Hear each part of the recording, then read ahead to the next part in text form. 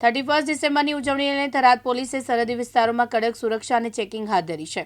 રાજસ્થાનને જોડતી વાવ થરાદ આંતરરાજ્ય ચેકપોસ્ટ પર સઘન વાહન ચેકિંગ હાથ ધરાયું છે. છેલ્લા દિવસોમાં પોલીસને મોટી સફળતા વિદેશી દારૂ અને વાહનો સહિત કુલ 1.11 કરોડનો મુદ્દામાલ જપ્ત કર્યો છે.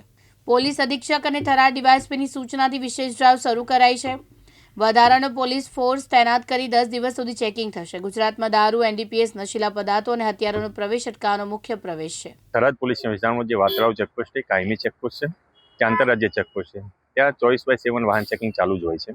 પરંતુ 31 ડિસેમ્બરને લઈને જે મહેરબાન પોલીસ અધિક્ષક સાહેબ શ્રી વાવ થરાદ ચિંતન દરિયા સાહેબની સૂચનાથી વધારાનો પોલીસ ફોર્સ ફાળવવામાં આવેલો છે અને સ્પેશિયલ 10 દિવસની ડ્રાઈવ આપવામાં આવેલી છે. જે અનુસંધાને તમામ ગાડીઓનું ઝીણવટપૂર્વક ચકાસણી થાય છે અને કોઈ પણ કેફી પદાર્થ, દારૂ, એનડીપીએસ લગત કોઈ પણ ચીજ વસ્તુ કે આર્મ્સ એક્ટ લગતની કોઈ પણ વસ્તુ ગુજરાતમાં ન પ્રવેશે તેના માટે પૂરતી કાળજી રાખવામાં આવે છે. પોલીસે હાલ સુધી કેવી કાર્યવાહી કરી છે? પોલીસે હાલ સુધી સળંગ 3 દિવસ એક ગાડી જે કવરિંગમાં વિદેશી દારૂનો મુદ્દામાલ ઝડપી પાડ્યો છે.